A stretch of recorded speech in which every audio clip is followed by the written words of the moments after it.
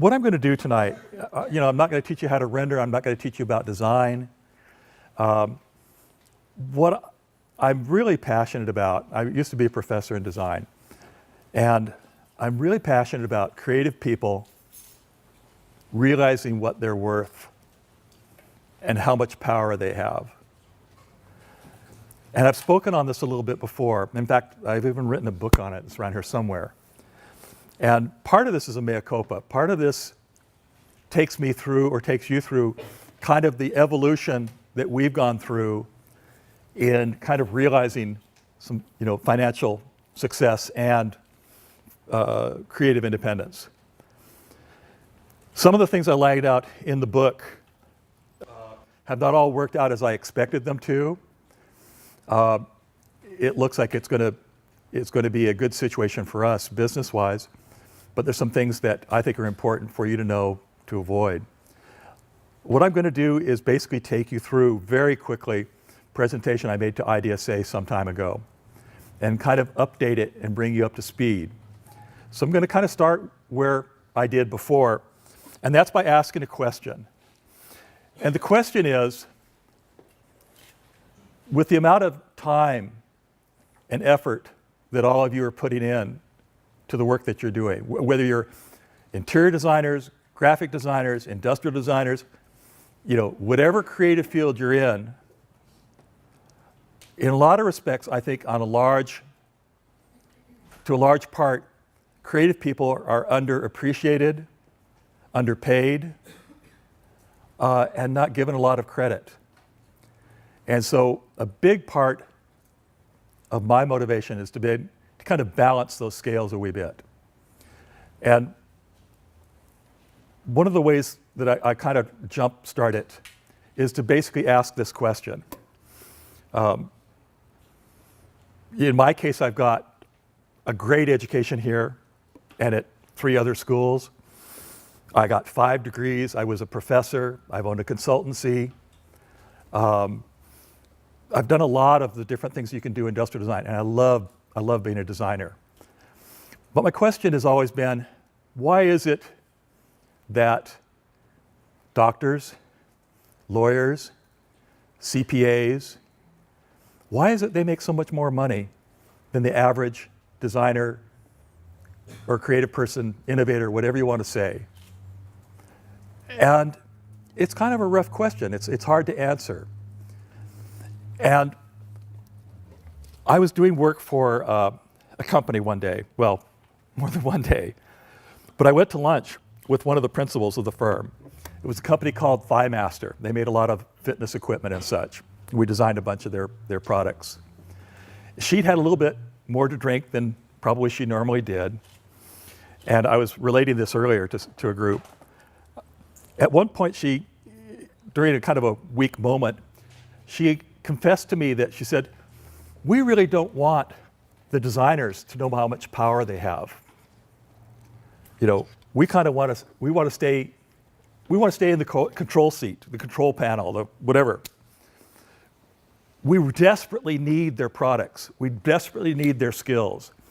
Most of the people I've worked for, CEOs and presidents of companies, I used to feel guilty about what I charged them as a consultant until I realized most of these guys didn't have a clue what looked right or what worked right. And I suddenly realized that we were worth a lot more than we thought we were. And part of the place I wanted to go, I wanted to basically live the life of a novelist. I live out in the country, right? I can't live out in the country and have design consulting clients. You're not going to drive, as some people will tell you, you never find my place. It's the way I want to live. So I basically wanted to create my own products. I didn't want to have anyone's permission to do a good job. Once I've licensed the product, I want to get a check every month for years, decades to come, okay? It's a good way of living. So what we did was, we came up with a model, which I'm going to kind of expound on now. This is not about sharing a portfolio with you or teaching you how to weld or how to draw or anything. So one of the things I'll share with you early and get it over with real fast is a little bit about, hello.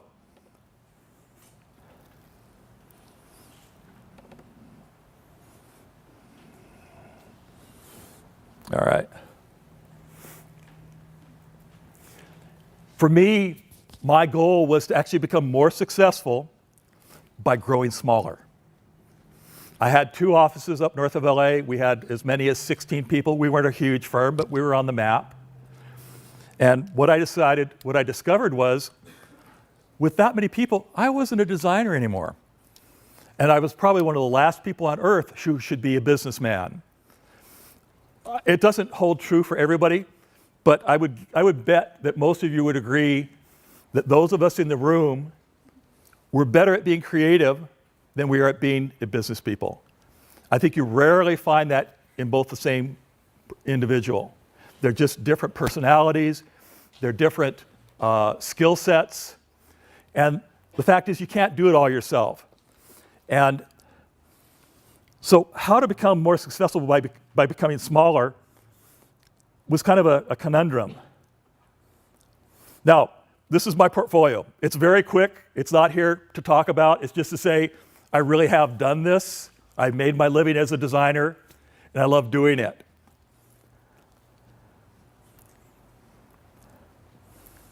So I always say it's not a bad situation to work in a field where you get to play with clay. And I like that. I like the freedom of it. My first studio was literally, I grew up in an area where they still were filming Westerns.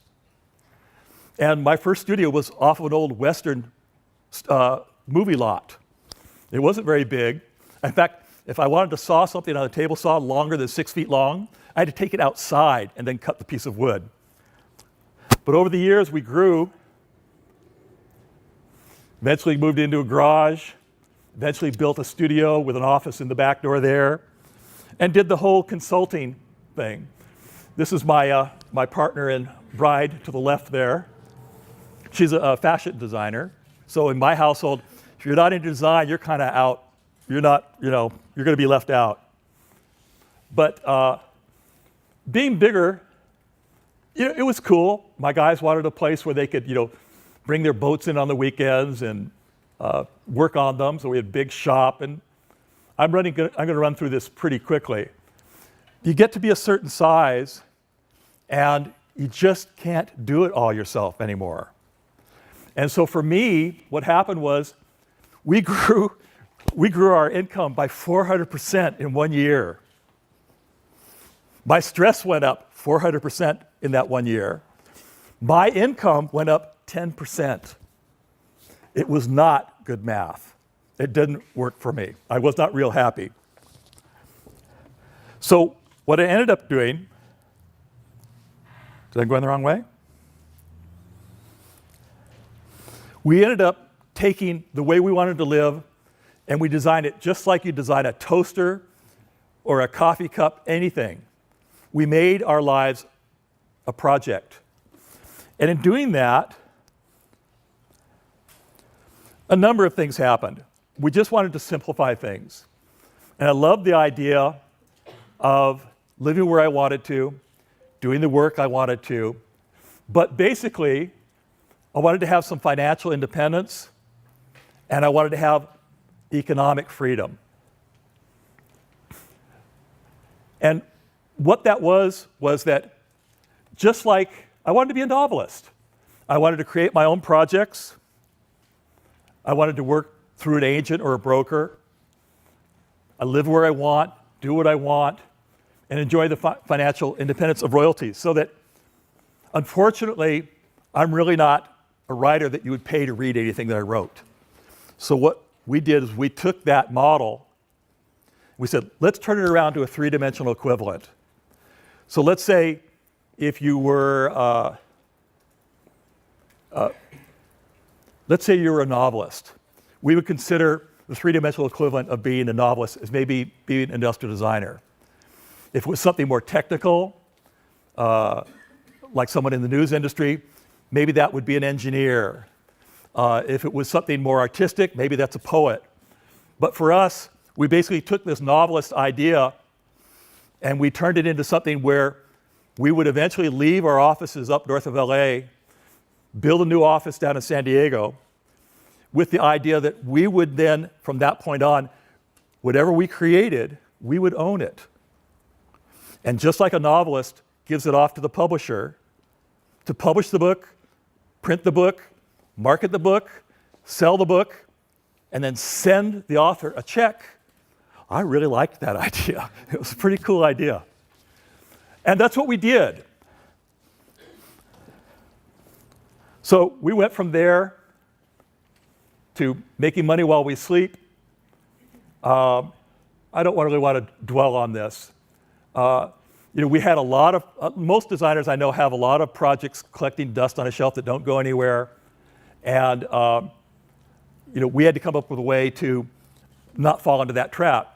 So what we did is we actually ran a consultancy while we started licensing products out. And as soon as our licensing money was bigger than our consulting money, we closed the consulting office down. And from that point on, we owned everything we made. And we would get a check, every quarter for each product that we licensed. Now, with over 20 years of consulting, the first 3 or 4 years I did this, I made more than I made in the previous 20 years, all combined. That's not to say they're not big hills and valleys in this whole situation. And because there are. So there's no regular paycheck. There are no benefits, probably.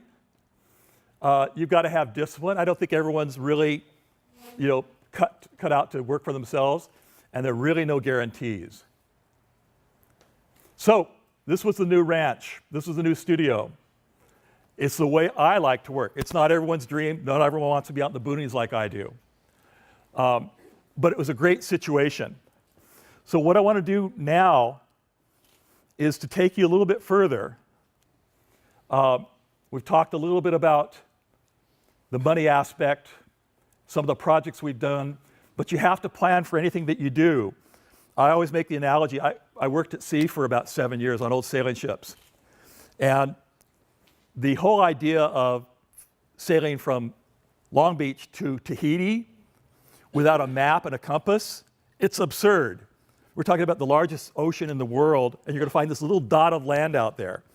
And you got this idea of getting from where you are to what your destination is, and you're just going to sail around and hit it? It ain't going to happen. So what I realized was that whereas I'm not a real business person, I don't really like dealing with finances and business plans and such, I had to have a plan to get there. And that took us a nice distance. So what I did was I actually wrote, it doesn't look anything like what the real book looks like. I actually wrote the book to give back to the creative industry, because I think a lot of creative people are getting shortchanged. And I think that you're worth much more than you think you are. So we decided to take this to a new step. Let me see if I can get my glasses on here.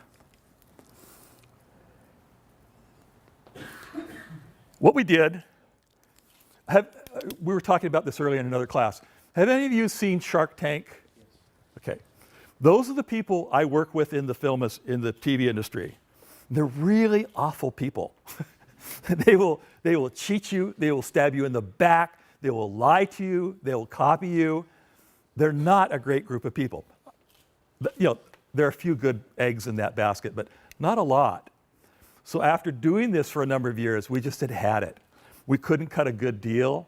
They don't think the designer should get anything, basically. And what we realized when we started going into this was that the number of people in this country or any country in the world who sell and market products is this huge list of people. But you all, the people who can actually create a marketable product, you are by far the rare commodity, by far.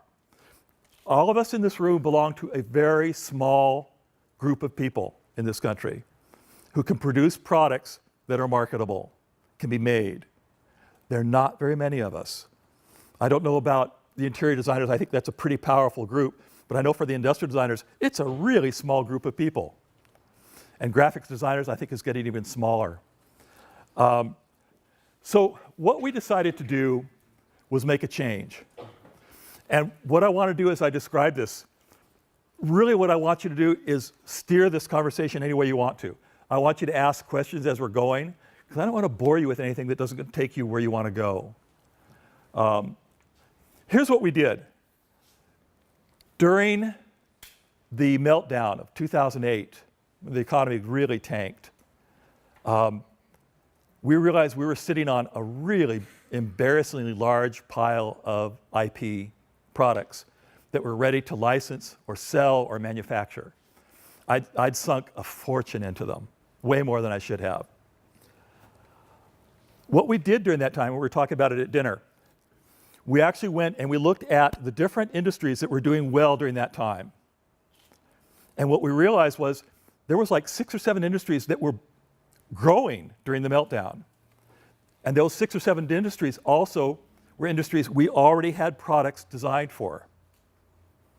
Okay, so if they're going to do well during the meltdown, what could we do with business during the good financial times? That's where this all came from. So what I decided to do was, whereas my company still licenses products, there'll be 2 coming out on TV this year, God willing. They're trying to change my deal. It's still slimy. What we decided to do was, since we set up manufacturing for our clients, we know how to manufacture products. I already know about the infomercial world. But the problem that occurs in my mind a lot is if there's a designer and there's a businessman who work together as partners. The designer always seems to end up working for the businessman. I think it's just kind of the nature of the personalities. So the plan for our final redesign of what we're doing and how we were doing it was to do this. What we decided we would do is I would start a company. I would have IP for that company. I would hire a CEO whose job it was to raise funds. He actually didn't get paid until he brought money in. I hired a head of marketing. The nice thing about it was that they work for me. I don't work for them. Now, at a certain point, we got a little off track. We actually opened 4 companies all at once. Really bad idea. Don't do it. You need to be focusing on one thing. So what we did was, the original idea was that we would start a holding company. Do you all know what a holding company is? It's a company that's kind of controlling other companies. And what we would do is we'd start with one group of products, and we would have our executive teams, our professional business people, selling it, building that up to a point where we could put managers in. Then we would go to the next company. We'd start that up, put managers in. And the holding company would basically control all these other companies and do all the kind of legwork and business side of everything. So, plus at the same time, my wife reopened up her fashion design company. Wasn't a great idea. But what it finally kind of bailed down to was this. Let's see if I can get this up. Since we had a lot of product for the medical assistive products, do I need to open that? Here, let's try this. Let's see if I can make this big. This is kind of what we're doing. Is there sound on this? We decided, at one point I'd had a bad fall. I used to be a climber. And I discovered after I had a hip replacement, I couldn't get out of a chair. So what we ended up doing was we came up with a bunch of products for hospitals and nursing homes and wounded warriors and such. It's not a very glamorous product, but there are a whole line of them. And what they do is they kind of give people back their dignity. This lady's 90-something. This is the first time she's tried this and the first time she's stood up on her own. She's 95. So we've got nurses who are busting their backs, lifting people. We've got mothers helping their mother-in-laws or their, who knows what. And right now, the number one cause for losing staff in hospitals and nursing homes, it's bad backs. So we figured we'd hit on something, a good niche here. And what we decided to do, let me show you another one just for laughs. We already had a lot of product for it. Which one's this one? Oh, I don't want you, go away.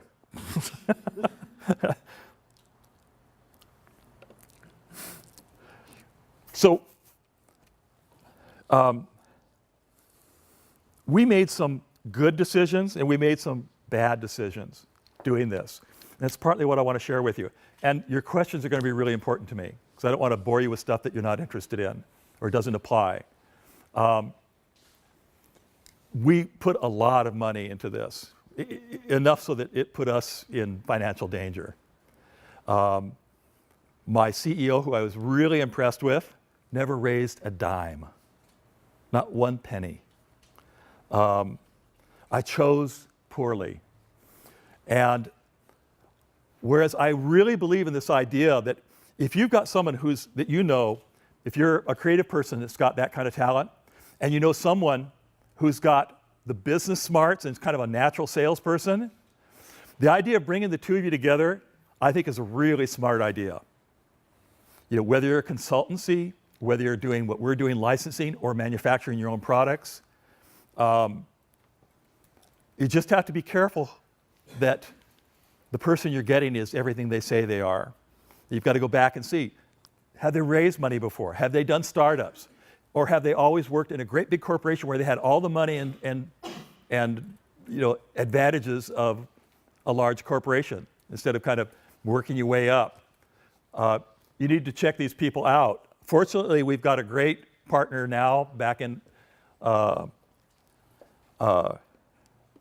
Tennessee, actually. And what I had to start doing was I had to start actually trying to raise money myself. And I'm like the last person in the world who should be out there raising money. And so I learned a lot. One of the things that we did was that, have any of you've been involved in some of the programs here where you're introduced, you've got a project, you form a company, you're introduced to venture capitalists and such. I'm assuming that some people here have done that yet, or not yet?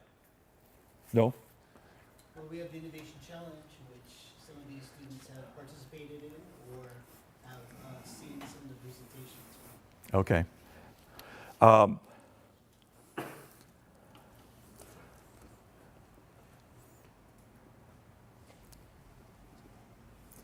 So, on expanding this, what we decided to do in opening up the company, we got the company to a point where we had a whole line of products.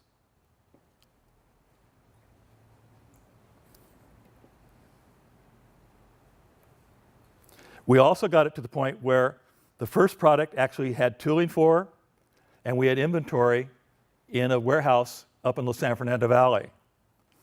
But what we didn't want to do was start marketing until we had the funds to do TV, or at least do it right. So we came in with, instead of a single product that may not have been tested to even know whether it works, we came in with like 10 or 12 products that we had developed.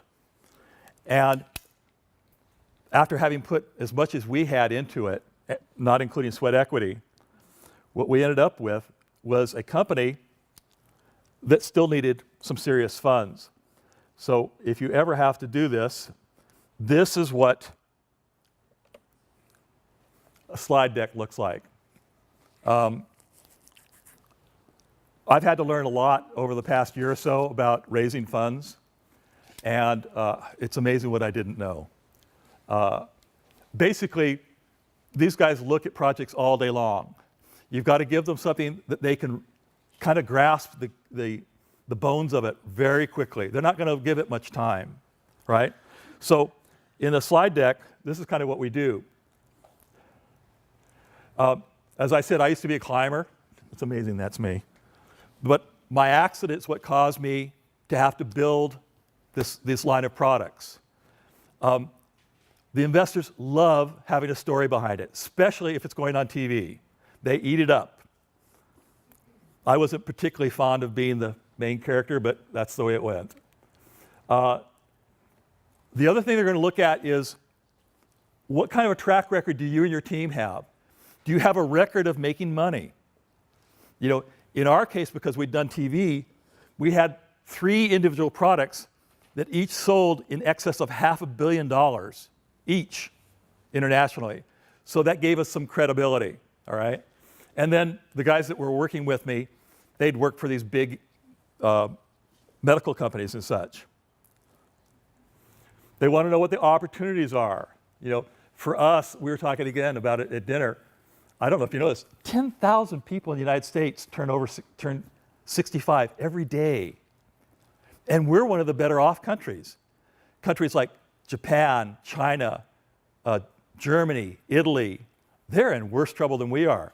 The growing population of older people, again, we were talking about it at dinner, in the next decade or two, there will be countries that have people over 65 that are either nearing or even exceeding 40% of their populations. This has never happened. We've never had an older population of this size since we climbed out of the trees. Never. It's the first time in history. So these people are not going to have the nursing homes and the hospitals. They are going to have to stay home as long as they possibly can. So this is kind of how we went about first enticing investors and such. But what I want to share with you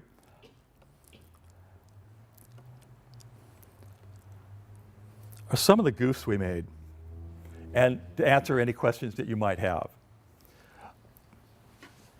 The first thing was that I trusted my CEO to write a great business plan. And I didn't realize for a whole year, it was a piece of trash. It was embarrassingly bad. And of course, once we've shown these to different investors, you can't go back for a second try. You've already made your first impression. It's too late. And we wasted a year with that bad business plan. The other thing we thought we'd been very clever about was that we had a company that was basically ready to go. And China liked what we were doing so much, they said, we will give you the tooling, we'll upfront it for you. We'll upfront the first 5 containers of product. So we thought, we're going to look great. We're going to be a company that's got all these products, and the first products are already in the warehouse here in California. Big mistake. I didn't know it. I thought it sounded like a great idea. What happens is that these companies want to see how much you've sold. We weren't prepared to sell anything until we had enough money to do it right. So what we end up doing is spending, I don't know, $7,000, $8,000, $9,000 a month for warehouse space and product liability insurance. And then people are kind of saying, well, you've got product, why aren't you selling anything? It ended up being a liability for us. And we thought it was, we thought it was the best thing since chewing gum.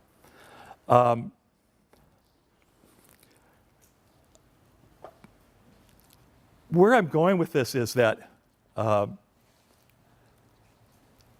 don't think that for us, designing products was the hard part. I think, as I've said before, I think that the people who sell products and market products are very different from those of us who create products and designs. I don't think in very many cases they're the same type of people.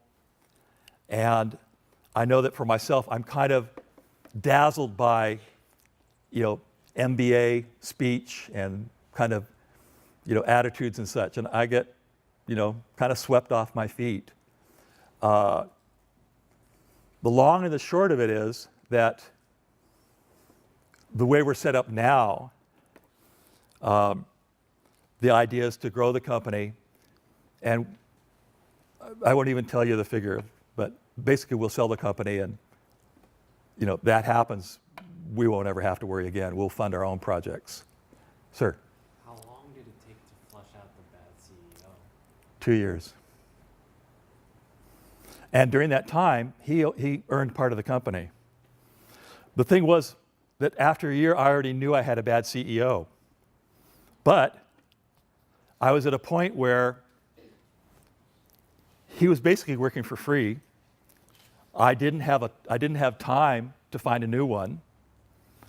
And everyone told me to fire him. I said, I cannot do this. At this point, I can't do it by myself.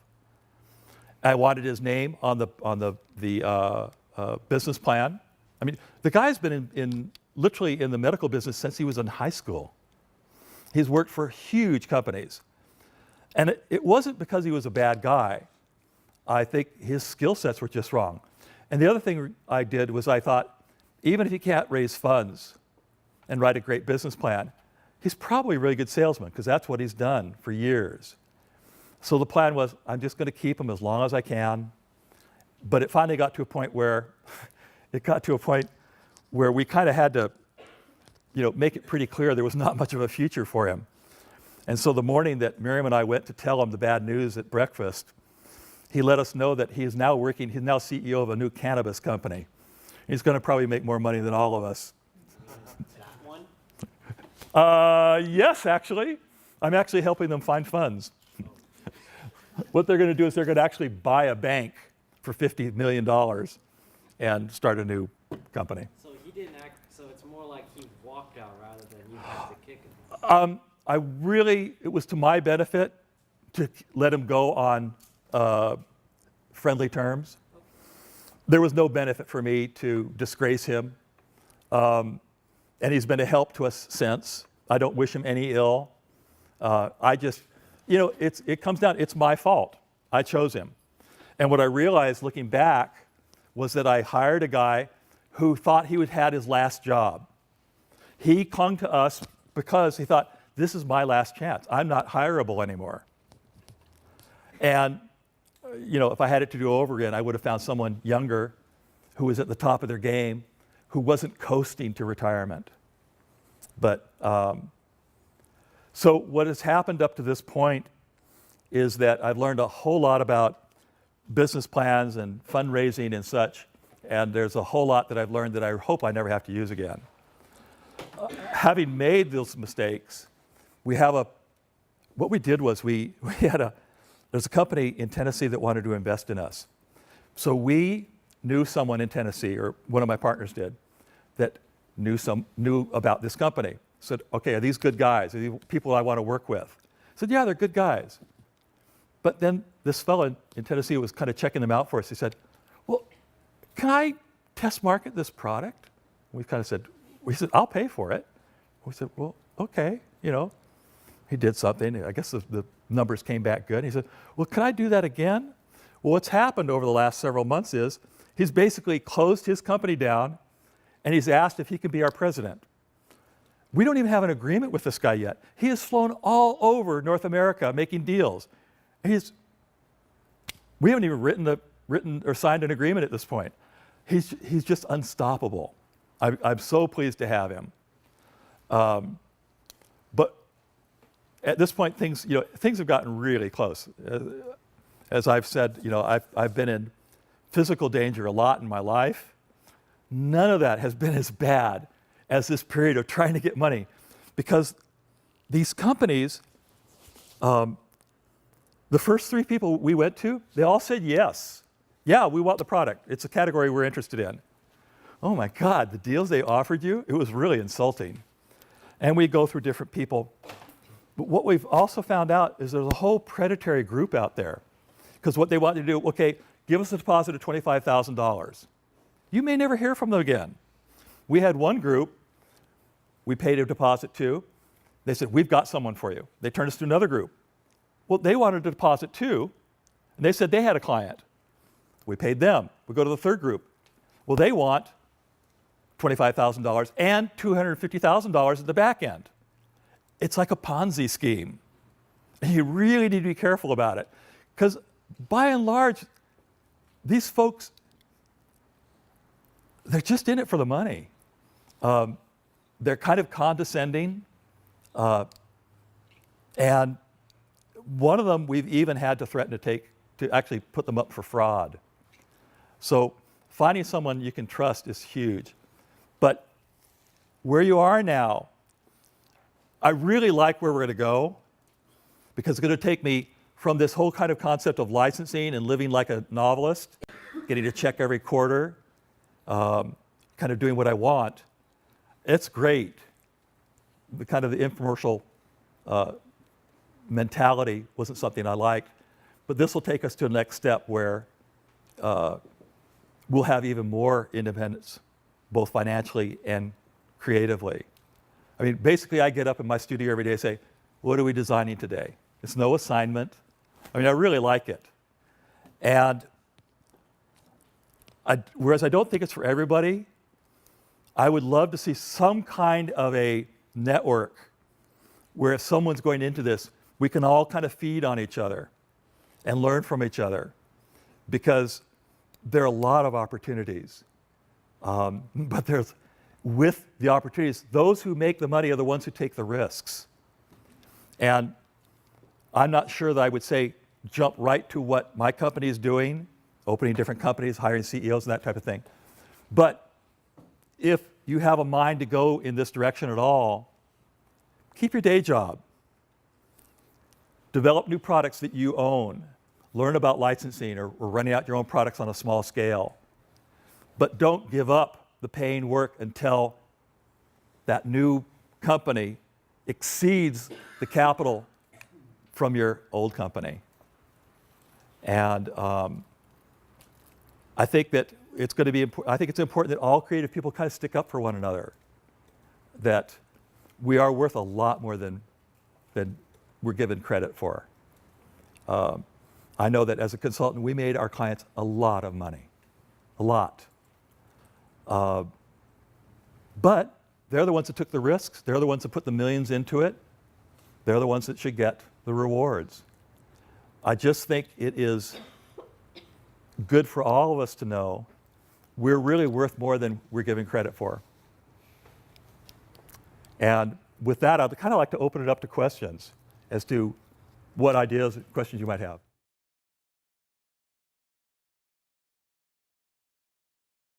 Well, actually, one's here in the machine shop. It was as 3D printers were becoming a big deal for designers and other people, we owned a 3D printer in our office, but we had a thermal forming machine that did 3 types of thermal forming plastic. It does vacuum forming, strip heating, and slump forming. We use it 10 times for every time we use our 3D printer. So one of my former employees said, let's bring it out, let's design it, and let's make it available. He was going to manufacture it and sell it. Unfortunately, he had a family tragedy, so it all fell back on me. It was not a really good idea to do more than one thing at a time. And that's one of the big things I learned, because it's just full-time running one company and getting it started. So, is that the main thing you're doing with the product you showed us? there are about 10 or 12 of them, actually. It's a whole line of products. And the reason there are a whole line of them is that what we did is we have a mechanism. I almost brought one, but I didn't have space. We have the only product in the world that will lift 100% of your weight without any motors, springs, or pistons. We have that mechanism patented. It's a utility patent, not a design patent. We use that mechanism in as many products as we can, okay? So it's a very economical way to do it. And because the market is so huge, we've had great results. And we've even had people who offered to buy the company before we'd sold anything. Yeah, because I would suggest that this company's more engineering based than design based. You know, if you look at what that product is and what it looks like and what it does. Yeah, probably. I mean, some of them are, we get into more design, but because it's designed for hospitals and nursing homes, you're not going to get real fancy with the design. We want it to be as clean, as simple as possible. So to get it as simple as the product was, we probably did 30 prototypes. Which brings me to another thing, point here that we talked about earlier, is that we live in our shop. We've got CAD, we've got rendering, we've got all that happy stuff, right? We make our big decisions in the shop. So, what we've discovered over the years is that a lot of designers are coming with super computer skills now. They don't know how to run an engine lathe. They don't know how to weld, things that we need, because we actually design it more in the shop than we do on the computer. Computers are great. They do not tell you everything. They do not prove out a model. And again, even in the licensing world, right? We would go, I told the story earlier today. We would go and have meetings with these people. And I always got a kick out of it because, I'm 65, right? And these guys would say, okay, kid, sit down. You got 10 minutes to impress me. Real nice attitude. And what would happen is we would bring in a rendering. Here's our new product. And they'd have their head of engineering or production there, right? And the guy said, oh, it won't work. And then we foolishly then bring out our model and said, yeah, it does. And so what happens is this guy hates us now because we made him look really dumb in front of his boss. We don't do that anymore. But there's no point to going through this whole exercise if it doesn't work. And for us, that's a big part of it. So, for me, the art of this is really in getting it to be as simple as it is. I mean, we have a license right out now. We hold the patent on the only robotic manipulation device for the human spine in the world. I mean, it's got computers and programs. This can't be that way. This is your grandma trying to work something, and it better not be scary. It better be easy to use. It has to be cost effective, right? So every month that we can keep Granny in her own home by buying a $250 product, you're saving, what, $5,000 each month by not sending her to a nursing home? So the economics work out pretty well. And it's not something I'm crazy about or know a lot about, but I've had to learn it. I probably told you more than you wanted to know.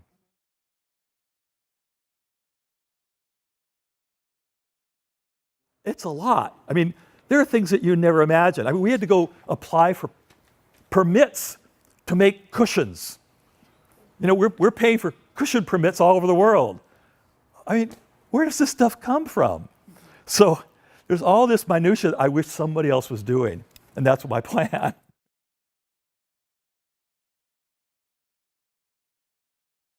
Oh, gosh. Well, round number is fine. I don't know. I know that each patent, patents will run us, tens of thousands of dollars just for the patent attorney.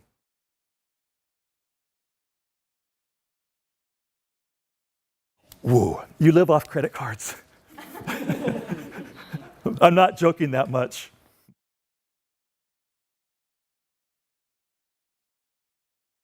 Yeah, the Magic Bullet came from Asia, kind of more or less formed, but the company that sold it here, we spent a half a year redesigning it and bringing new parts to it.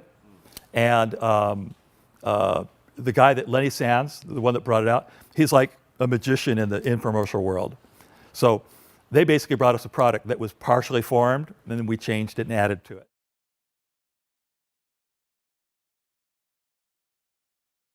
Well, what they used to have, when I worked as a staff designer for just like 2 years, just because it was like part of my education. And they used to have this agreement where you couldn't, whatever you did inside or out of work, they owned it. They're not legal. That's not legal. I think just to keep everyone happy, you should probably stay away from whatever your day job is doing. But you don't want to get trapped in something like that. For me, if I have one of my guys who's working on something of his own, I'm not going to say anything. I mean, if he's knocking off one of our designs, yeah, you're in trouble. But they used to try to pull that, but it's not legal.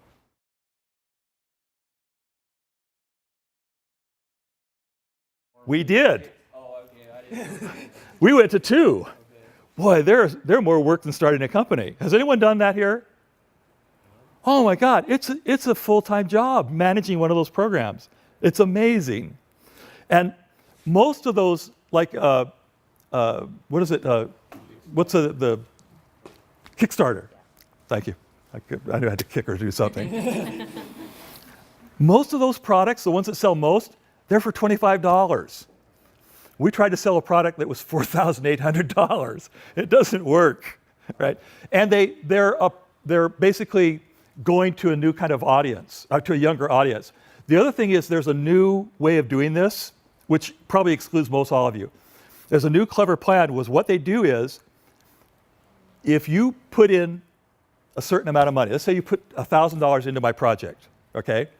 If that doesn't go, I promise to pay you back $1,000 plus $100. So you're going to make money whether the project happens or not. But for most students, or if you're like me, I was living on 2 McDonald's hamburgers a day for a while there, I don't have that kind of money to promise to pay you an interest on what you invest. It's creative, but not viable for a lot of people.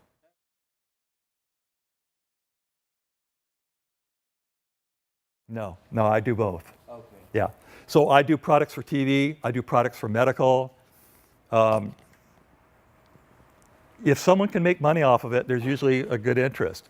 But probably only about 1 out of 10 of them is going to see any light of day. And that's after 1 out of 10 products are going to make it to a prototype. So we're talking like 1 out of 100 ideas that we start actually see money. It's not a very good odds. It's just we're so prolific, we end up with a lot of inventory. Because I like what I do, unfortunately, I sink all my money in it, which is not a good idea either.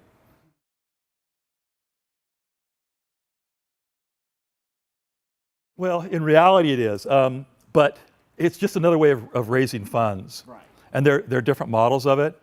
What I did was I basically self-funded this project to get it up to a point where we have inventory and everything. I decided to do everything except put the money in for marketing and staffing up. Right. And that was probably a mistake. I probably took it too far because I put my family at risk. That's how much I spent. It's not for the faint of heart. So, at this point I can laugh about it because it looks like it's going to run. It looks like it'll be good, but boy, a year ago I was a wreck.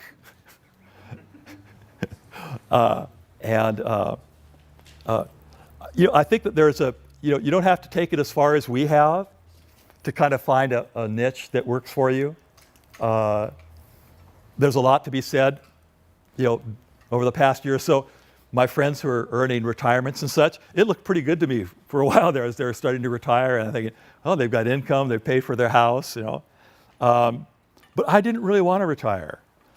The thing for me was, I may choose to work until the day I drop dead. I just don't want to have to work till the day I drop dead. I'm also not sure that for me, retirement's a good idea.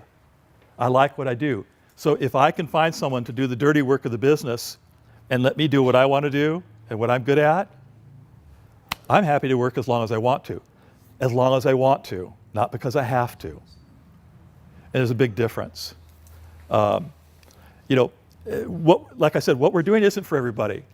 But it's really important for you to realize how much you're worth, because creative people are really, really undervalued. I mean, that's what makes this country work, is innovation. Whether it's from an engineer or designer or graphics or fashions, whatever it is. I know that they had a program here at one time where you were mixing, what college was it? Caltech, designers.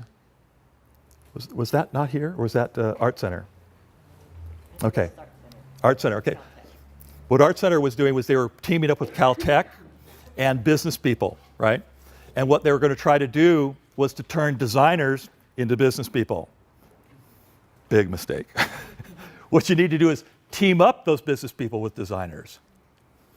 Because even if you have the skills to do all of it, you don't have the time to do all of it. It's just too much work. So, I'm much happier to give up a big chunk of my company in return for someone doing a much better job at selling and marketing the products. In fact, the fellow we have now, it's his job to sell the company eventually. And the numbers that he's proposing, I won't tell you because I'm not sure I believe them. But if he's off by 3/4, I'm fine. I'm happy as anybody. So the hope is that once we get past that, we will be able to self-fund other projects that we have. And we've got a lot of them. And I just hope to do it as long as I want to.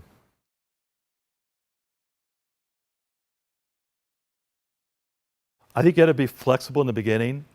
When I went to work I worked for a design consulting firm that had offices all over the world. And I only did it as part of my education. I had no intent of staying there. I always wanted to work for myself. While I was there, I was 1 unit away from my last terminal degree, like the equivalent of a PhD. I already had 2 master's degrees. I was making $7 an hour. Well, carpenters were making 20. So obviously, I was not judging my job by how much I got paid. It was really lousy pay. But I was there for the experience. And so by the time I left, I learned a lot about doing business, and the graphics was strong. The guys in the graphic department helped me with my logo, and I had a good time. But I knew I wasn't going to be there for the rest of my life. And that helped a lot too. But what I decided to also was that when I wanted to leave, that instead of working 5 days a week, that if I raised my rates to like $25 an hour, right? I only had to find 2.5 days of work a week to maintain the same lifestyle. I said, well, I can find 2.5 days of work a week. And I did. And that went from there to growing. I mean, we were never big like RKS, but we had, we never had more than 16 people. And like I said, at that size, I wasn't designing anymore. I'm out there getting jobs and throwing the meat over to the designers. And that's when I decided I really need to make a change, because I really wasn't happy just being a businessman. It's not what I signed up for.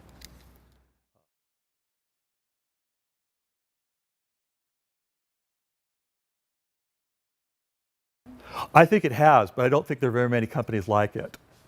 I think that they're the exception. In fact, if you kind of look at what's happened historically after World War II, a lot of our big companies were designed by the people, or actually created by the people who were engineers and designers and ran them. Most of our companies now are run by MBAs. And their whole thing, quarter to quarter, is bottom line. And from what I understand, it's really hurt our business in this country. So it's interesting where you have the companies that are innovators who are doing so well. I think it shows you where we all should be. I just kind of wish you all well. I love the work that we all get to do. I think that, like I said, any job that pays you to play with clay can't be all that bad.